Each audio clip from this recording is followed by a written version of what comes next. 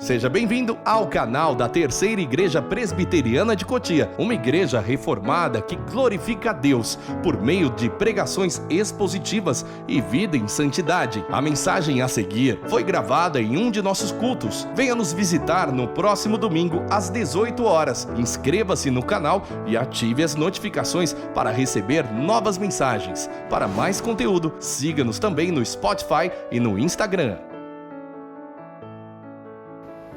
A partir do versículo 14, vamos ler até o versículo 29.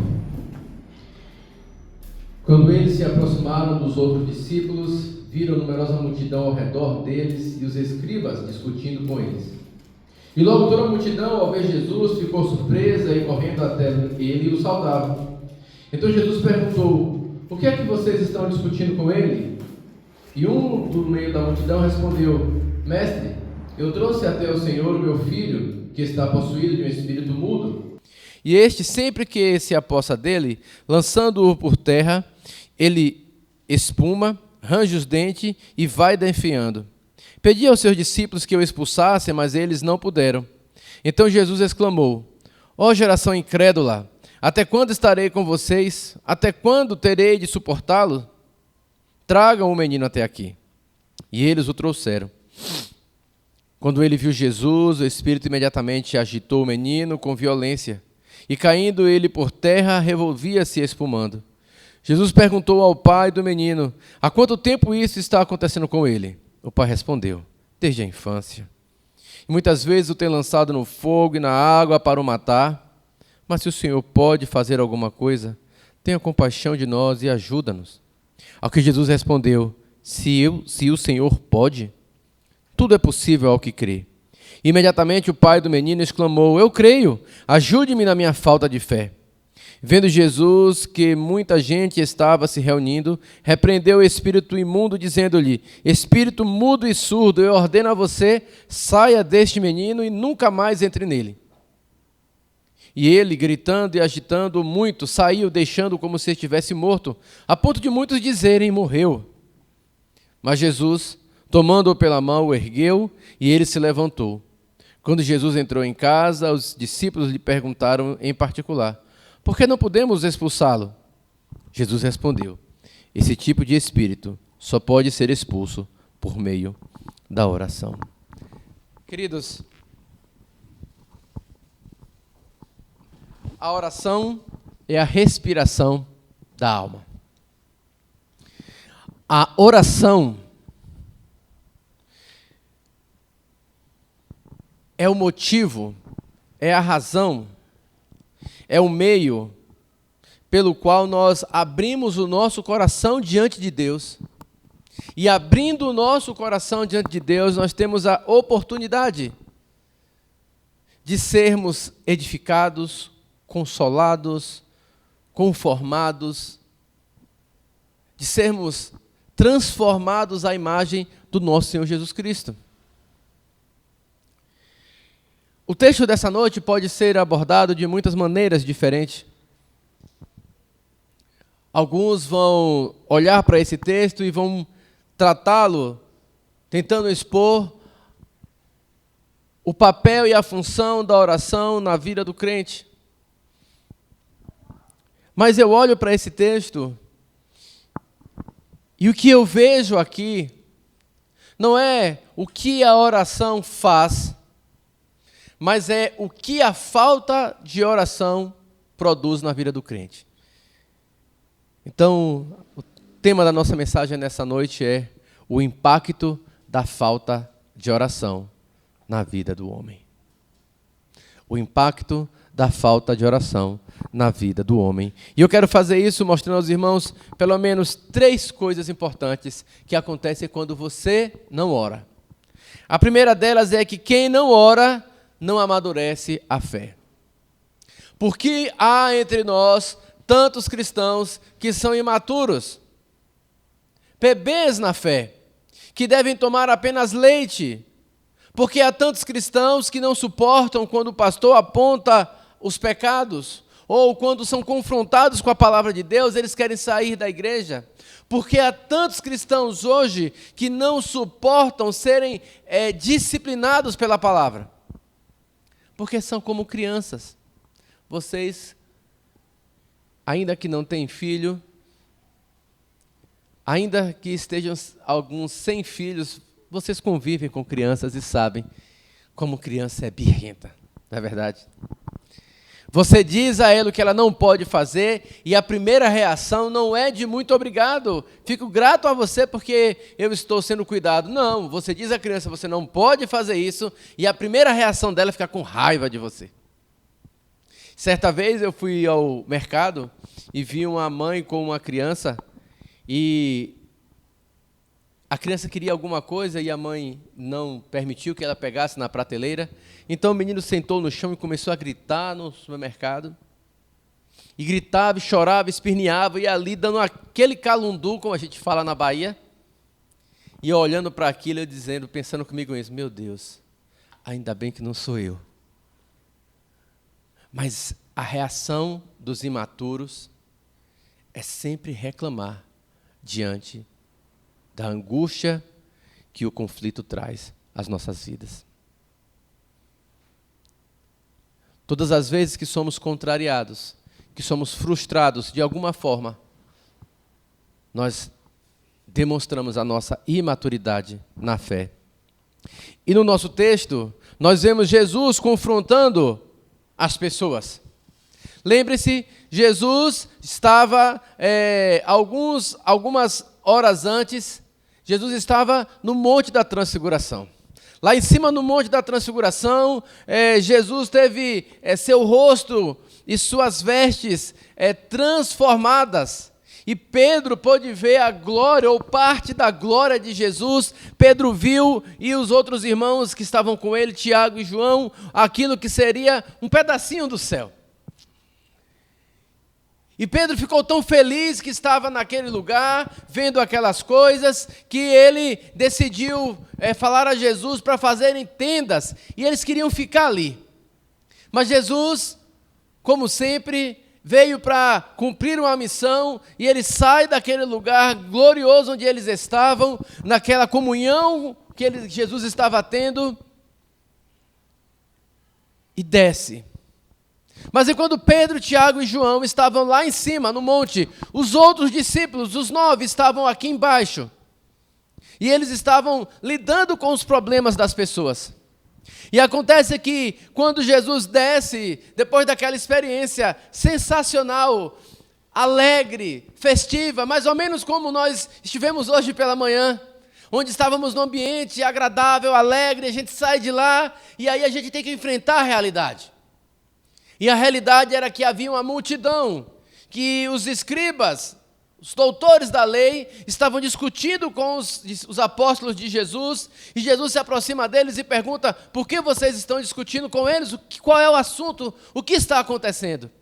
E antes que os apóstolos respondessem, o pai de um menino sai do meio da multidão e diz, olha, eu trouxe o meu filho para que o Senhor pudesse tirar o demônio dele, porque tem um demônio que toma esse menino, mas o Senhor não estava aqui, então pediu os seus apóstolos e eles não puderam expulsar o demônio. E é interessante, porque Jesus conversa com esse homem e pergunta, veja, desde quando isso acontece com o menino? E o pai abre o coração para Jesus, como nós fazemos em oração, e diz, Jesus, desde a infância. O que mostra que o menino não era novinho, talvez um adolescente. Desde a infância. E todas as vezes que esse espírito mudo toma esse menino, ele o lança no chão, ele espuma e vai definhando. Ele está descrevendo aqui ao que hoje nós chamaríamos de epilepsia. Mas percebam, ainda que as características, os detalhes sejam da epilepsia, e pode bem ser a epilepsia, essa doença estava sendo provocada por um espírito imundo. E o pai diz a Jesus: já não aguento mais. Eu já recorri a todas as coisas. Se o Senhor pode fazer alguma coisa, ajuda-nos. Não é mais ajuda o menino, mas ajuda-nos, porque eu, como pai, não aguento mais ver o meu filho vivendo dessa maneira. Ajuda-nos. Ao que Jesus corrige ao pai e diz assim: se o Senhor pode. Não. A pergunta é: tudo é possível ao que crê. Você crê?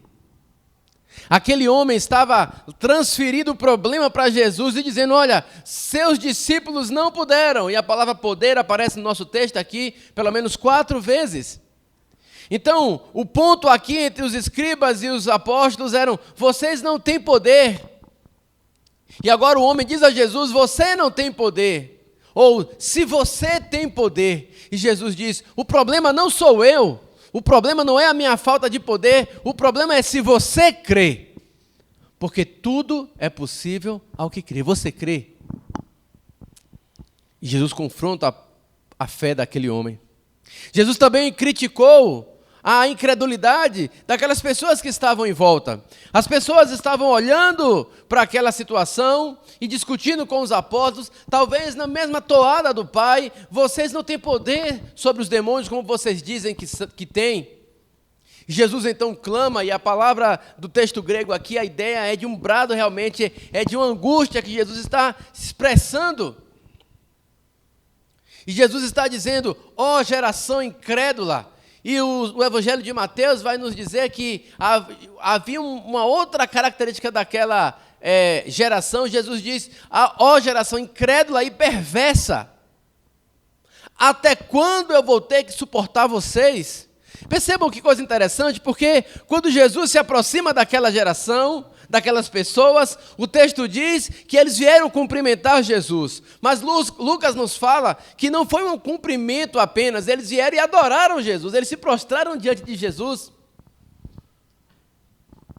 Mas Jesus chama aqueles que estavam prostrados diante dele de incrédulos.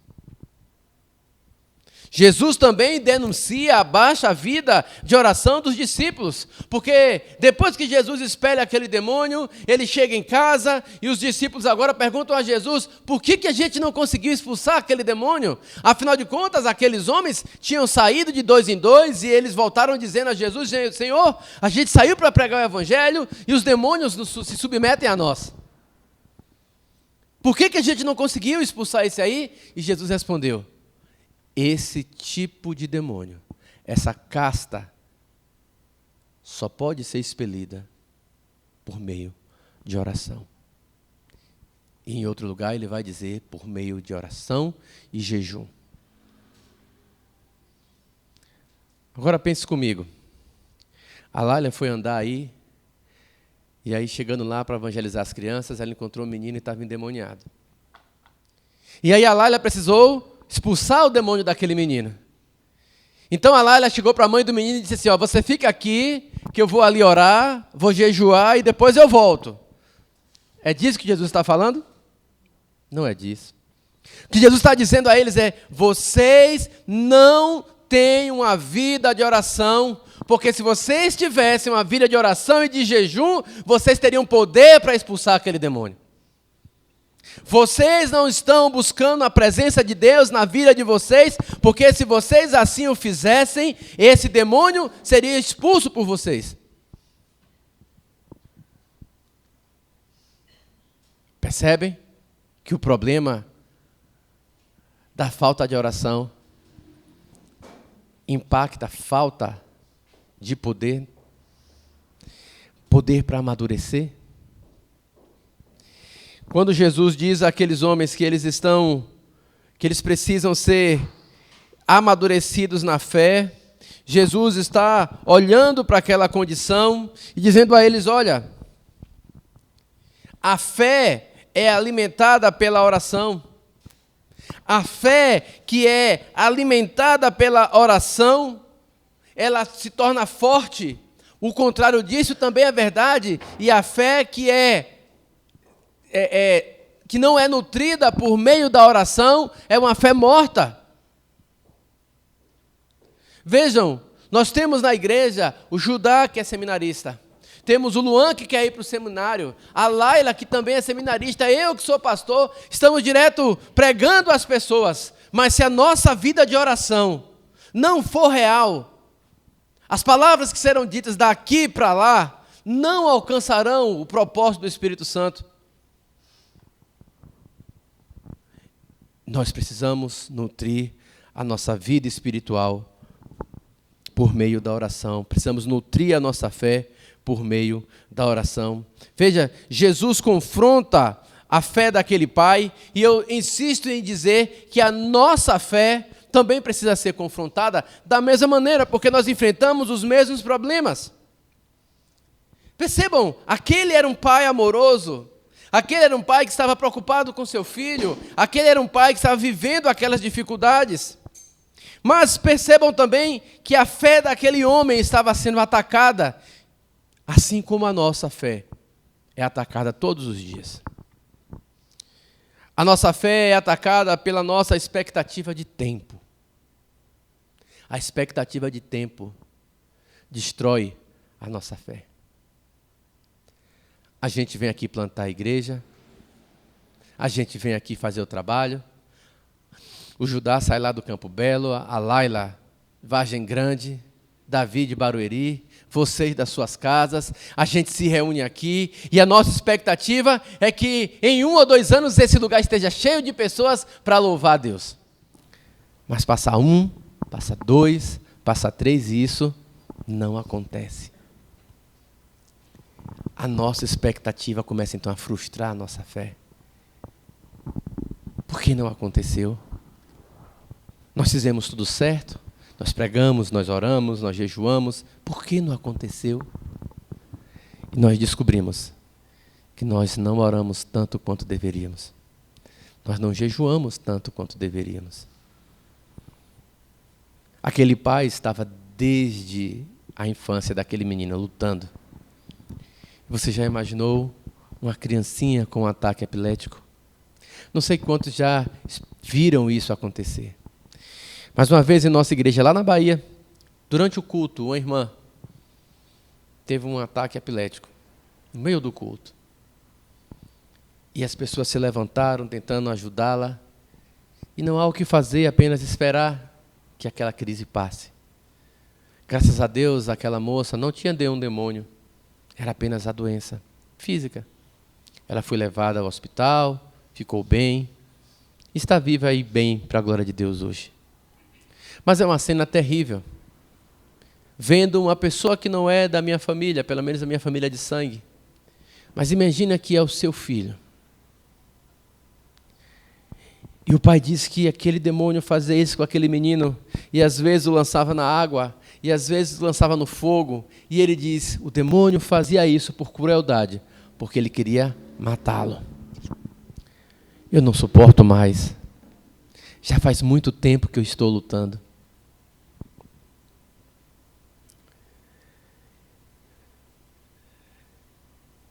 A nossa fé também é atacada pelo nosso próprio coração.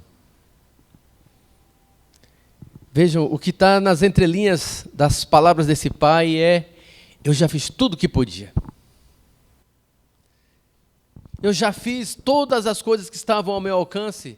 Assim também como aquela mulher que tinha o fluxo de sangue. Gastou tudo que tinha atrás de médicos, tentando curar a sua doença. Certamente esse pai também tentou cuidar desse menino de todas as formas que ele pôde, até que ele percebeu que aquilo não era uma doença comum, que era um demônio. Então ele leva aquele menino àquela nova religião, e vocês precisam entender que isso era muito sério para aquele pai. Aquele pai era de uma cultura onde o judaísmo era a religião obrigatória do Estado. Quem não fosse judeu ficava à margem da sociedade.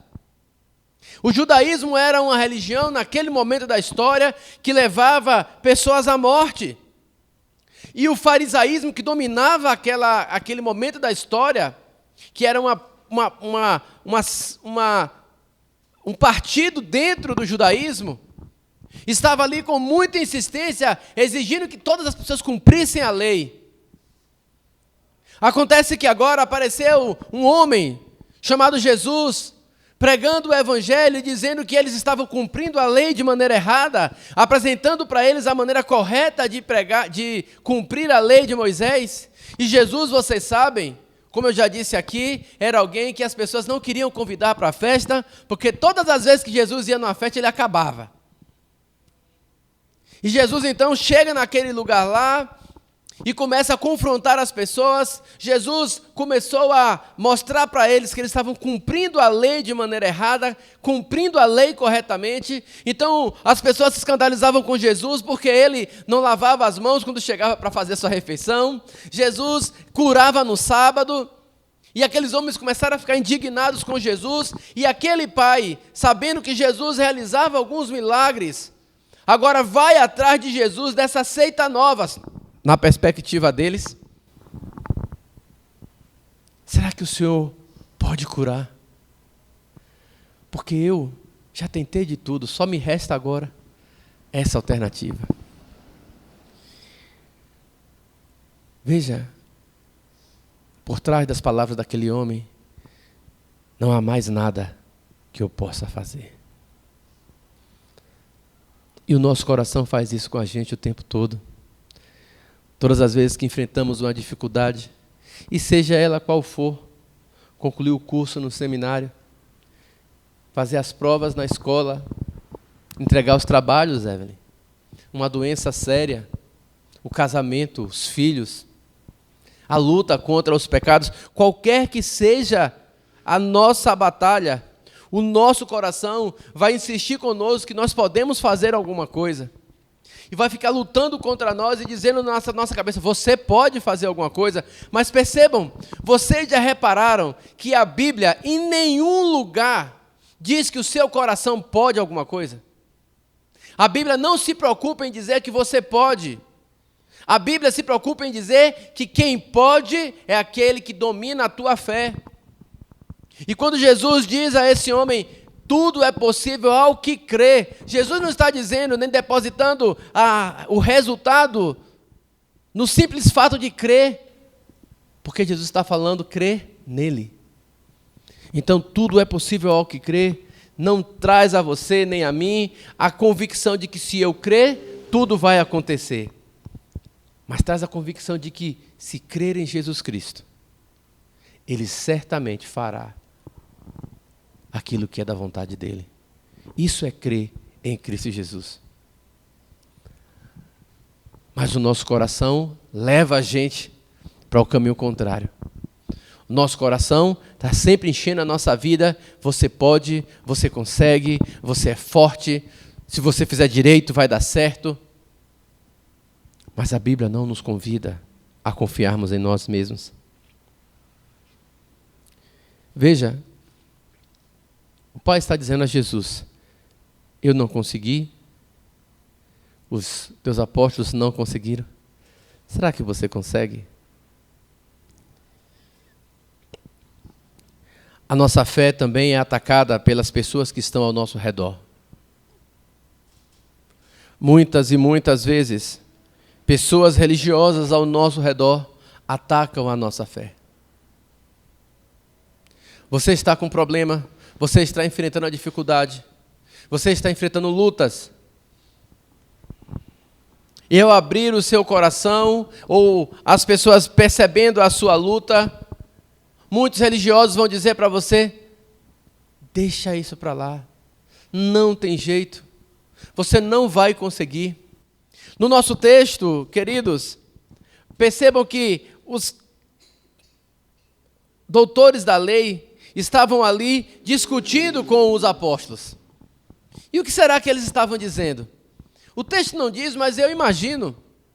Porque, observem, eles estavam o tempo todo em embate com os discípulos de Jesus Cristo. E agora aqui, os discípulos tentaram expulsar aquele demônio e não conseguiu. Eu imagino os risos. Eu imagino os sorrisos de lado a lado da boca daqueles homens. Eu não falei que ele não consegue? Eu não disse que eles são charlatões? Eu falei que não se pode tratar o demônio dessa forma. Eu disse que ele não ia conseguir. E as pessoas não estavam muito preocupadas com o pai do menino. Pastor Davi, o senhor está indo além do texto. De fato, o texto não traz isso para nós aqui. Mas se lembra de quando Jesus ressuscitou a filha de Jairo? Jesus estava caminhando com Jairo. E Jairo, ali ao lado de Jesus, eles param para Jesus curar aquela mulher do fluxo de sangue. E de repente chega alguém da casa de Jairo e diz assim: Jairo, esquece, sua filha já morreu, não atrapalhe mais o mestre. E eu imagino o olhar de Jairo para Jesus agora de desespero.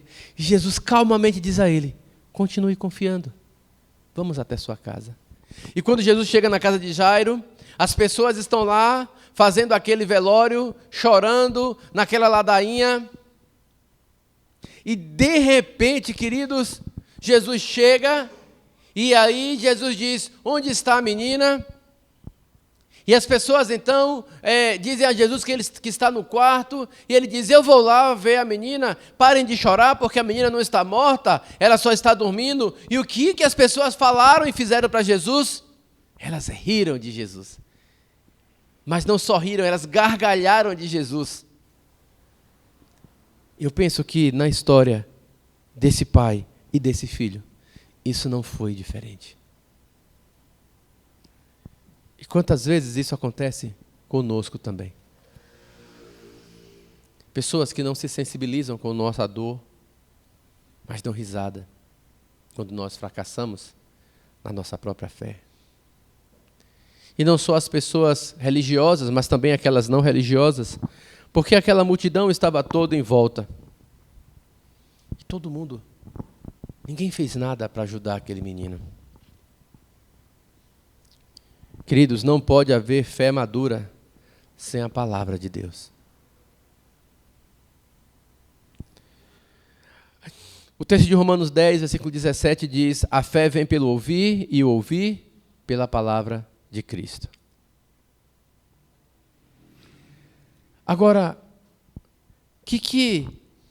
qual é a relação de Romanos 10 e Mateus 9? Eu estou dizendo a vocês, desde o começo do meu sermão, que a fé é amadurecida por meio da oração.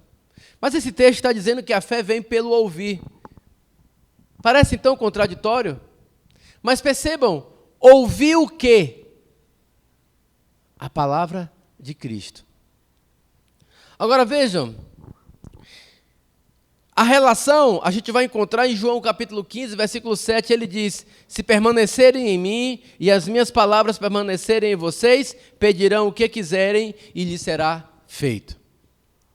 A relação entre o texto de Romanos 10, 17, de Marcos 9, 24, é que quando você ora, você deve orar a palavra de Deus.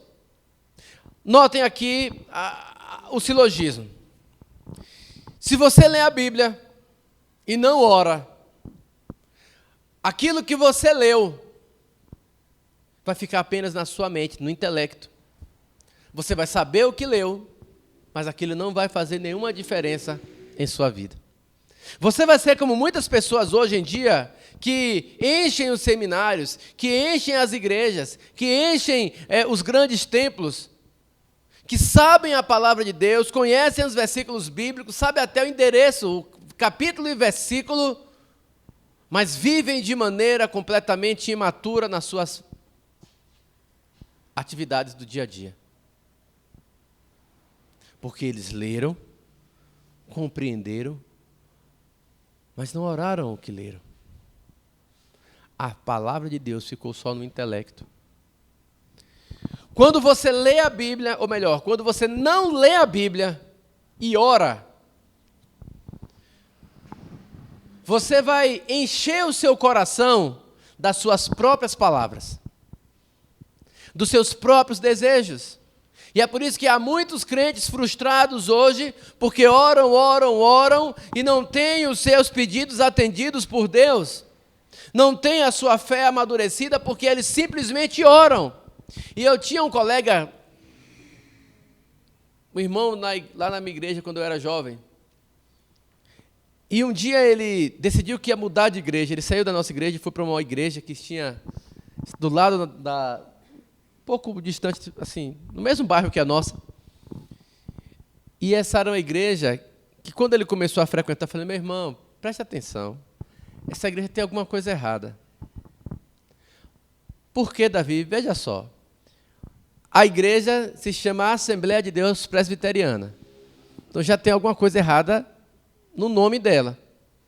Porque são dois sistemas completamente distintos. E não há nada de nenhum problema. Nossos irmãos assembleanos, nós convivemos, eles são cristãos genuínos, irão ao céu, oram, pregam, clamam, cantam exatamente como nós. Mas o sistema de governo deles é completamente diferente do presbiteriano. Então, se é presbiteriano, o sistema de governo não pode ser assembleano. Estou falando de sistema de governo, não estou falando de salvação, de crente, nada disso, tá? Até porque está filmado aqui, né? Nossos irmãos assembleanos, eu amo vocês, viu? Não se trata disso. Se trata da maneira como a igreja é organizada. Então, uma igreja que é assembleia presbiteriana já é uma coisa que é inusitada. E aí ele chegou para mim e disse, pastor, Davi, eu aprendi algo lá sensacional. Antes eu só lia a Bíblia, e nada acontecia na minha vida. Agora eu só oro e tudo está acontecendo. Eu falei, é sério, irmão, isso que você está me dizendo? E você ora o quê? Porque Jesus disse lá em João, nós acabamos de ler, João 15:7, se as minhas palavras permanecerem em você, você precisa orar a Escritura. Você precisa orar a palavra de Deus. É isso que transforma o coração. Então você vai ler a Bíblia. E depois de ler a sua Bíblia, você vai orar sobre aquilo que leu. E isso, meus queridos, quando é feito, quando você lê a palavra de Deus e ora sobre o que você leu, a palavra de Deus agora desce ao coração. E a palavra de Deus incomoda o nosso coração, impacta o nosso coração e produz mudança de vida. Porque você está enchendo o seu coração com a palavra, com a Escritura. Foi isso que Jesus fez em quase todos os exemplos de oração que você encontra dele. Quando Jesus chegou para ressuscitar Lázaro, Jesus na frente de todo mundo disse assim, Pai, está orando, certo? Pai, eu sei que tu sempre obedece, ou melhor, tu sempre ouve os meus pedidos. Mas eu estou orando aqui para que eles ouçam que o Senhor me enviou. E por isso agora eu quero do seu poder para ressuscitar Lázaro. Essas palavras de Jesus, embora foram ditas do seu coração, elas estão cheias do Evangelho de Deus, da Escritura. Porque Jesus está dizendo, Pai, ele era filho de Deus, como ele nos ensinou a orar, Pai nosso. Ele diz, seja feita a tua vontade. O que Jesus está fazendo aqui é uma repetição da oração do Pai Nosso, usando os mesmos termos, não, mas usando o mesmo propósito, o mesmo princípio, de que a glória de Deus tem que ser revelada.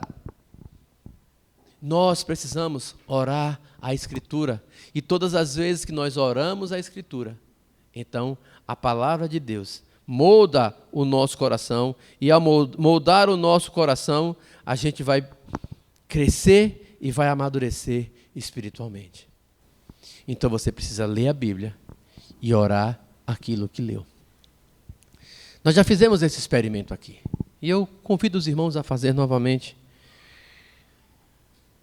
Antes de orar, pegue os salmos, leia os salmos, repita o mesmo salmo 2, 3, 4, 10 vezes, vá lendo aquele salmo, para que aquelas palavras entrem no seu coração, e depois vá orar. E você vai perceber que até a sua linguagem na oração fica diferente. Você vai perceber que o próprio Espírito Santo vai aplicar aquele salmo, e aquele salmo que foi escrito por Davi, você vai poder dizer, agora é meu, eu que estou dizendo essas coisas aqui. Então, orem a Escritura. Porque quem não ora, não tem uma fé amadurecida. Em segundo lugar, queridos, quem não ora não tem poder para testemunhar.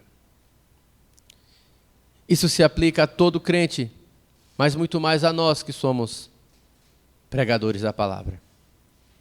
A mim e àqueles que estão se preparando para pregar. Se você não ora, você não tem poder para testemunhar. O pai trouxe o menino a Jesus, mas como eu disse, ele não encontrou, e ali ele pediu aos apóstolos para expulsar o demônio.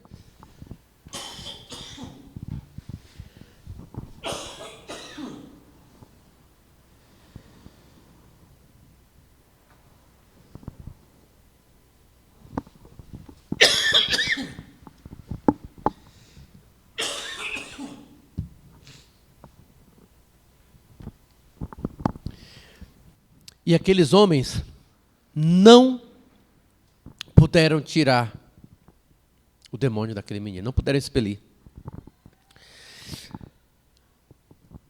Veja uma cena.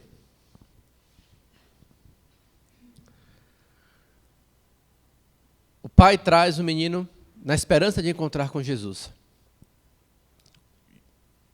Jesus não está, ele pede a 9 apóstolos. 9 apóstolos e um demônio, daria até um nome de um filme, né? Eles estavam ali tentando expulsar o demônio. E eu imagino que o demônio fez. Porque em outros textos a gente vai ver que havia um grupo de pessoas que estavam tentando expulsar demônios e o demônio pegou aquele grupo de pessoas, deu uma surra. O que será que eles fizeram com os apóstolos? A gente não sabe exatamente o que aconteceu, mas é fato que eles não puderam. E a falha dos apóstolos fez o pai agora duvidar do poder de Jesus. Assim como os meus pecados e os teus pecados, o teu exemplo, o teu testemunho fora da igreja faz com que as pessoas duvidem da fé e do evangelho. Sabe, aquelas coisas assim, não, se for para ser crente igual a lá, eu não quero não. Se for para ser crente igual a Ana, Deus me livre. Prefiro não ser crente. E quantos cristãos estão experimentando esse tipo de comentário sobre suas vidas? Pessoas que dizem que são crentes, mas que vivem as suas vidas completamente largadas no chão. Pessoas que dizem que são cristãs, que temem ao Senhor Jesus Cristo, que amam a Jesus, mas a sua prática diária é sempre negligenciar a vontade de Deus. Jesus explicou por que aqueles homens, como eu já falei, não conseguiram expulsar o demônio. Jesus disse que para expulsar tinha que ter oração. Expulsar o demônio ali, queridos, não era apenas, naquele momento da história, fazer o bem àquele menino. Mas esses sinais, o sinal de expulsar o demônio, de ter domínio sobre os demônios, era uma promessa messiânica. Quando Jesus viesse, ele teria poder para fazer essas coisas. O Messias teria poder. Vejam, quando os apóstolos de João enviam discípulos até Jesus Cristo para perguntar, ou melhor, quando os discípulos de João vão até Jesus Cristo, e eles perguntam, Senhor, é o Senhor mesmo, é o Messias? Tu és o Messias de verdade? Qual foi a resposta de Jesus? Não foi sou. A resposta de Jesus foi, veja o que está acontecendo. Cegos recuperam a visão. Os mortos estão sendo ressuscitados. Os demônios estão sendo expulsos. E a palavra tem sido pregada. Percebem?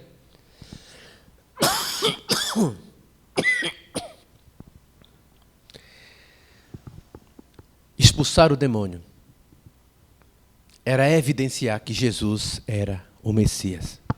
E é por isso que quando eles voltam, quando Jesus separa e envia de 2 em 2, e eles voltam, eles dizem a Jesus, nós fizemos o que o Senhor mandou, nós pregamos o Evangelho, nós curamos as pessoas, e os demônios se submetem a nós.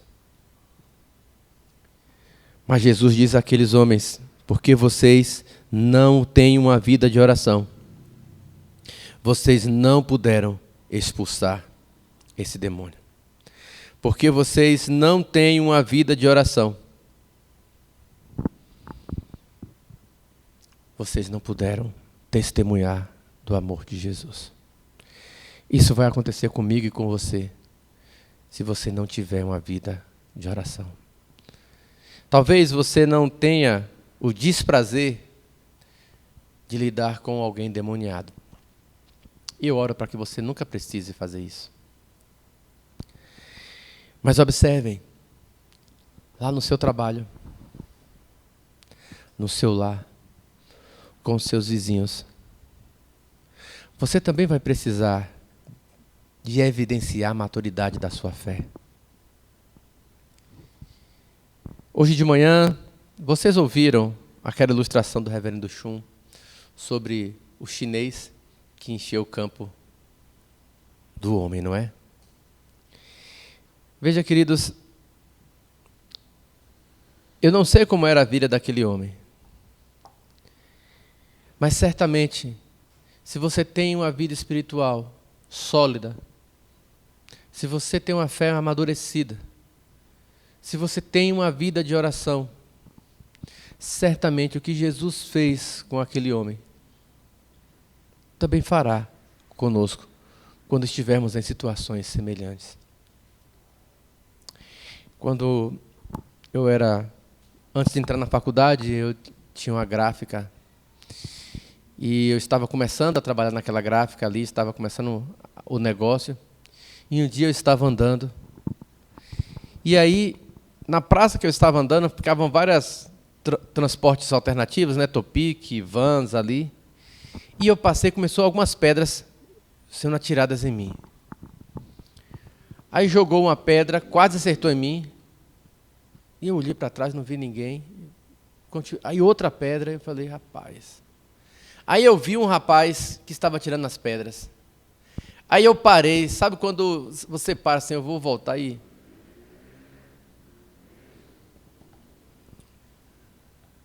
Aí eu respirei e falei, não vou voltar não. Vou embora. Aí fui para o trabalho. Cheguei no domingo na igreja.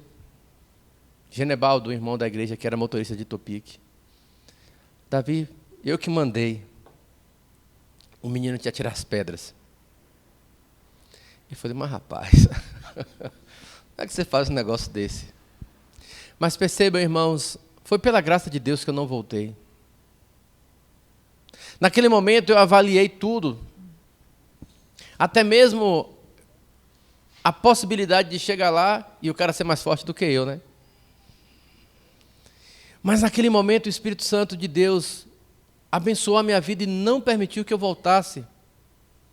E aquilo foi o testemunho, porque eu não sabia de nada, mas o Genebaldo falou para o rapaz, sabe por que ele não voltou? Porque ele é crente. Eu nem sei se foi por isso, tá? Mas percebam, quando a gente está na presença de Deus, quando Deus cuida de nós, e essas situações chegam à nossa vida, você vai ter poder para testemunhar. O seu comportamento agora vai falar aquilo que você prega com seus lábios. Mas isso é para quem tem uma vida de oração. Você não pode esperar agir assim, se você vive a sua vida enchendo o seu coração com as coisas desse mundo. Porque cheio das coisas desse mundo, quando você for sacudido por ele, você vai derramar as coisas do mundo. Cheio do Espírito Santo, você vai derramar das coisas do Espírito. Então não percam tempo com as coisas que são infrutíferas. Dobre os seus joelhos, tenha uma vida de oração, busque a presença de Deus. E por fim, irmãos, quem não ora, não tem poder para vencer o maligno.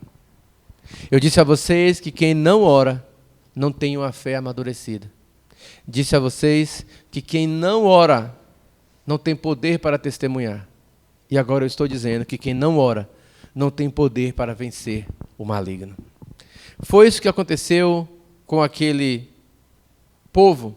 O pai não orava, porque afinal de contas ele nem conhecia Jesus Cristo. Aquela multidão e os escribas não oravam porque duvidavam de que Jesus era o Messias. E os discípulos, por que será que eles não oravam? Por que será que Jesus disse para eles, olha, vocês não têm uma vida de oração? Algumas possíveis razões aqui para a nossa reflexão. Talvez eles não oravam por falta de exemplo. Eles não viam ninguém orando. Bobagem. Jesus orava todo o tempo. Sabe, quando Jesus estava para ser levado ao deserto, Jesus orava, estava orando. Quando a voz veio do céu e disse, esse é meu filho amado, ele estava orando. Quando Jesus subiu no Monte da Transfiguração, alguns minutos antes dessa conversa aqui, Jesus estava orando. O Evangelho de Lucas vai nos dizer em muitas ocasiões que Jesus se retirava para lugares desertos para orar sozinho. Então os apóstolos viam Jesus na sua vida de oração. Então não é por falta de exemplo. E assim como eles, você também não ora, não é por falta de exemplo. Talvez eles não orassem por falta de tempo. A vida deles era corrida, não é? Imagina andar com Jesus, multidões ao torno deles, querendo comer, e eles tendo que arrumar o lugar para onde Jesus ia. Será que eles tinham a vida mais agitada e atarefada do que Jesus? Em muitas ocasiões, ao invés de ir onde estavam as pessoas para anunciar, Jesus se retirava para orar.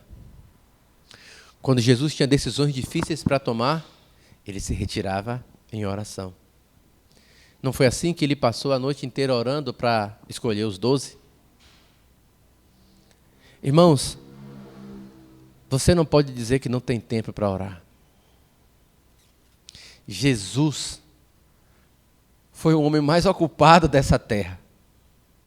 Se fosse hoje, alguém ia chamar Jesus de workaholic. Alguém que é doente por trabalho. Jesus não parava, e o tempo todo Jesus estava fazendo alguma coisa. E o Evangelho de Marcos, é muito legal você ler o Evangelho de Marcos pensando nisso, porque o Evangelho de Marcos tem uma palavrinha que até na tradução para o português, em algumas ocasiões, ela é retirada para não ficar repetitiva, que é e imediatamente. E imediatamente Jesus fez isso, e imediatamente Jesus fez aquilo. Aí no português fica em seguida, logo depois. Eles vão mudando, mas é a mesma palavra. E dá a ideia que Jesus está fazendo coisas uma atrás da outra, fazendo. O Evangelho de Marcos é isso. Jesus está o tempo todo fazendo alguma coisa. Ele não está parado. Mas assim ainda, ele parava tudo. Uma multidão de pessoas querendo comida. E Jesus larga todo mundo lá, desaparece e vai orar. E todo mundo fica angustiado, cadê Jesus, cadê Jesus, cadê Jesus? E ele volta e diz, eu estava orando. Mas as pessoas precisam de você, não vou ficar aqui não, eu vou para outro lugar, que eu preciso pregar em outro lugar. E Jesus, depois de ter orado, entendeu que precisava ir pregar em outros lugares e não mais ficar ali, na região onde ele estava, na sua casa, confortável. Então você não tem desculpa para não orar, para não ter uma vida de oração. Seus trabalhos, vocês que estão estudando, estudante é um bicho difícil, viu? Ainda bem que eu já passei por isso. Porque estudante dá desculpa para a falta de espiritualidade dele, sempre com os estudos. Eu tenho muito trabalho para fazer. Você não sabe, o professor mandou eu ler não sei quantas mil páginas. E você tem sempre a desculpa para não ter uma vida espiritual. E nos seminários, alguns deles obrigam os estudantes a ter momentos devocionais. E eu louvo a Deus porque eles obrigam, porque se não obrigarem, essas pragas não fariam. E eu vou dizer a vocês, irmãos, no meu tempo de seminário, a minha grande luta espiritual era essa. Era saber que eu precisava ter comunhão com Deus. E o mais importante não era aprender sobre Deus, mas era aprender dele, estar com ele. Do que adianta você ir para o seminário, estudar 5 anos como eu fiquei, ouvindo falar sobre Jesus e nunca ter tido uma experiência com ele? Então, durante os meus anos de seminário, eu li a Bíblia inteira, todo ano. Eu me obrigava a fazer isso. Todo ano eu li a Bíblia toda. Para que eu tivesse tempo de oração. Meninos, vocês que estudam, Laila, Judá, Luan, Evelyn, Ana, guardem o domingo do Senhor. Eu sei que às vezes parece que não vai dar tempo, mas entendam, se vocês ouvirem a palavra do Senhor e obedecerem, e tirarem esse tempo para vocês orarem, ao invés de ficar na televisão, jogado no sofá, gastem o tempo na presença do Senhor e vocês verão como vai ser diferente a vida de vocês na escola. Talvez eles não oravam porque eram discípulos. Afinal de contas, eu já sou crente, Jesus já me salvou, Ele já sabe o que eu quero. O Salmo não diz que antes que a palavra me chegue à boca, Ele já sabe toda? Antes que eu forme o pensamento, Ele já conhece? Então por que eu vou orar? Então eu já sou discípulo, eu já sou o top. Eu estou no cargo mais alto que alguém podia ter aqui nessa terra. Eu sou assim com Jesus. Mas vejam, Jesus era Deus. E orava. E você quem é que não ora? Talvez eles não oravam porque achavam que já tinham uma fé madura. Eu vi um vídeo no Instagram, eu dei muita risada, porque o rapaz disse, contando para o outro, falando assim, rapaz, olha, eu estava tão cansado ontem, que eu fui orar e falei, Deus, o mesmo de ontem, e dormi. E eu fiquei pensando naquilo, quantas vezes a gente faz isso?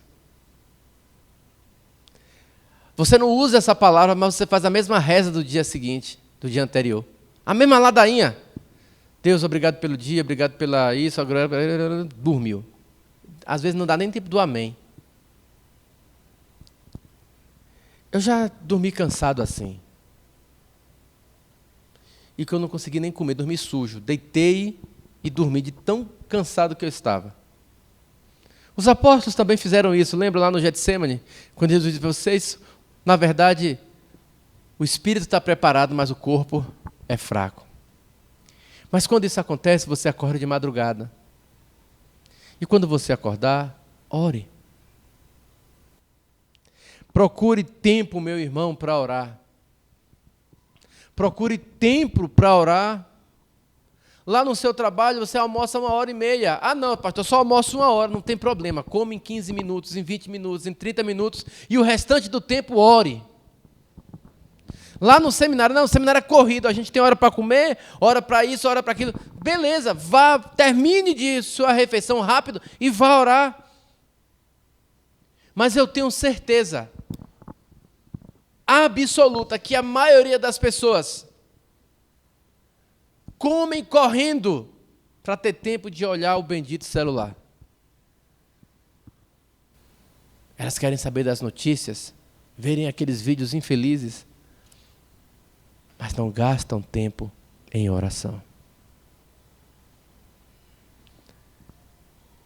E aí, vai chegar o dia em que você vai enfrentar o maligno. Vai chegar o dia em que a tentação vai chegar à sua porta. Chegará o momento que você vai ter que testemunhar e provar às pessoas que estão ao seu redor quem você é. Se você de fato é o Filho de Deus. Lembra, irmãos, Jesus foi tentado pelo diabo. E Jesus foi tentado durante 40 dias. E eu quero que você abra a sua Bíblia nesse texto agora para a gente encerrar. Agora de verdade. Lucas 3, a partir do versículo 21. Eu quero que vocês olhem com os próprios olhos de vocês a Escritura agora. Lucas, capítulo 3, a partir do versículo 21.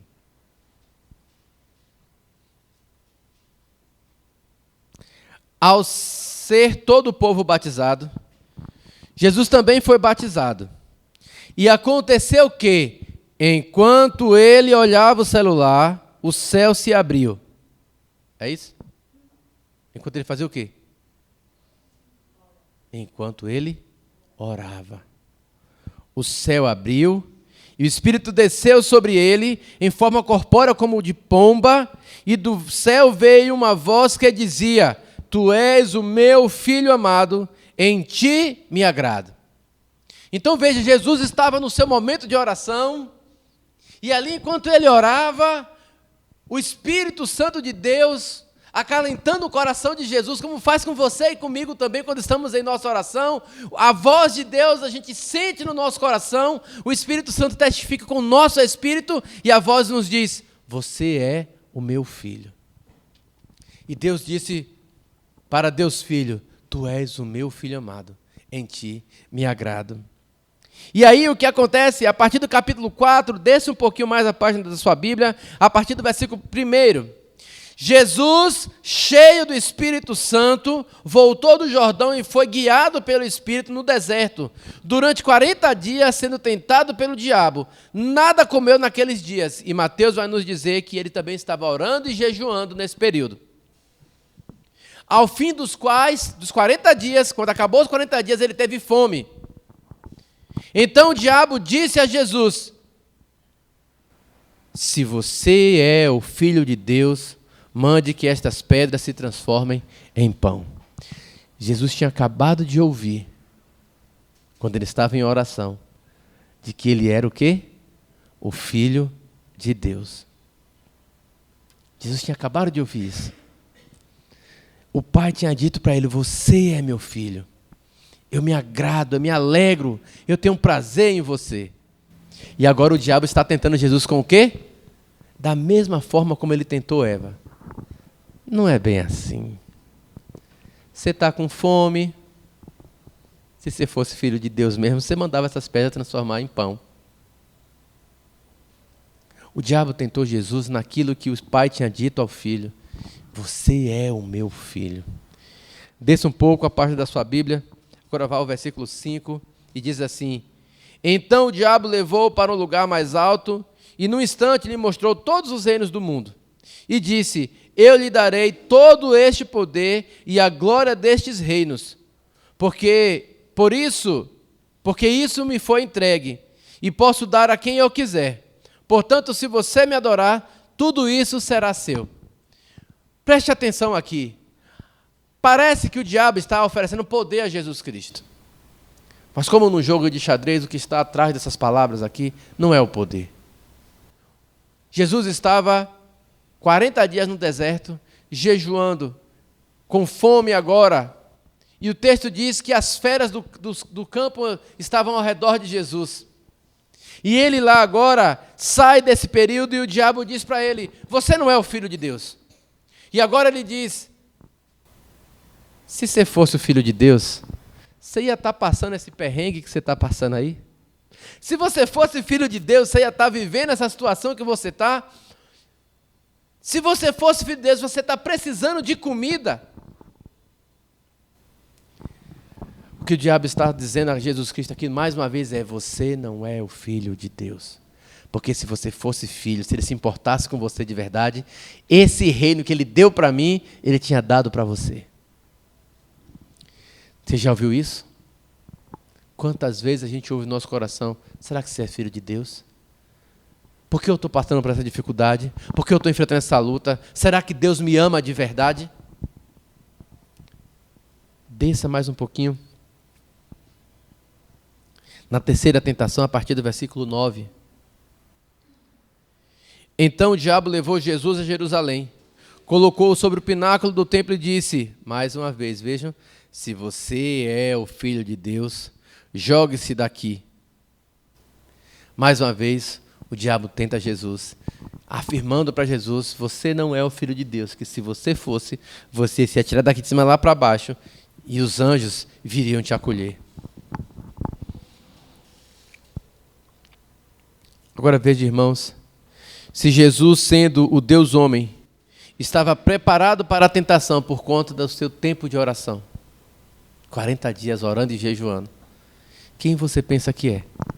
para enfrentar as tentações sem o poder regenerador do Espírito Santo, que é alcançado por meio da oração e do jejum.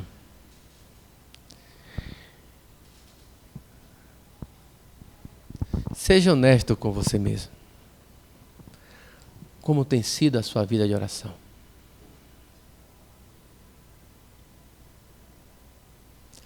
Você tem confiado em si mesmo? Tentado resolver os seus problemas com o seu próprio braço? Ou você tem confiado em Jesus Cristo? E lá na oração, ao abrir o coração para Ele, você tem deixado que a palavra de Deus inunde a sua alma? Se você quer ter uma fé madura, se você quer ser uma boa testemunha de Cristo, se você quer resistir ao maligno, então tenha uma vida de oração. Sem isso, você vai sempre se envolver em tragédias espirituais. Que Deus nos abençoe e que essa exortação dessa noite chegue ao seu coração. Que você saia daqui não apenas dizendo, mas com a convicção de que eu preciso ter uma vida de oração. E eu quero dar a vocês dois desafios. Hoje mesmo, faça esse autoexame. Quando você chegar em casa, deite na sua cama e comece a pensar na sua vida de oração. Reflita sobre ela. Avalie o que está impedindo você de orar. Lance fora tudo aquilo que te impede e estabeleça uma vida de oração. E para isso você vai fazer essas duas coisas. A primeira é, todos os dias dessa semana, separe pelo menos 15 minutos para você orar. Eu estou falando de apenas 15 minutos. Separe 15 minutos. Eu sei que lá no seminário os meninos têm horários rigorosos de oração. Eu sei que lá tem as devocionais. Mas fora desses momentos que você faz isso por obrigação, separe do seu tempo apenas 15 minutos. Seja no seu trabalho, seja na sua casa, lá na escola, onde você estiver, separe 15 minutos e vá orar. Dedique-se em oração e você vai descobrir que 15 minutos que vai começar como no começo da semana, como um tempo longo, ao final da semana você vai ver que esse tempo se tornou muito curto. E não é suficiente para você orar. Experimente a prática do jejum. Nós falamos sobre isso aqui no estudo de quinta-feira. Experimente jejuar. Você vai ser impactado e transformado pela palavra de Deus. Se você não sabe como fazer isso, me procure. Eu vou estar disponível para orientá-lo como fazer. Mas jejue. Essa é uma prática bíblica.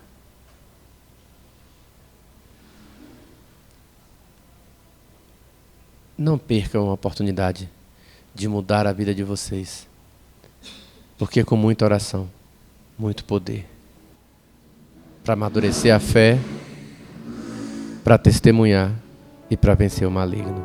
Que Deus nos abençoe e nos dê graça.